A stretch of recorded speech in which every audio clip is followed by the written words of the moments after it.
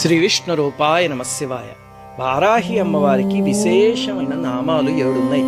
అవి ప్రతిరోజు చదువుకుంటే చాలా మంచిది. అష్టోత్తరం అంతా చదవలేని వాళ్ళు ఆ 7 నామాలు చదువుకున్నా చాలు. అవి ఏమిటో ఇప్పుడు మీకు చదివి వినిపిస్తా.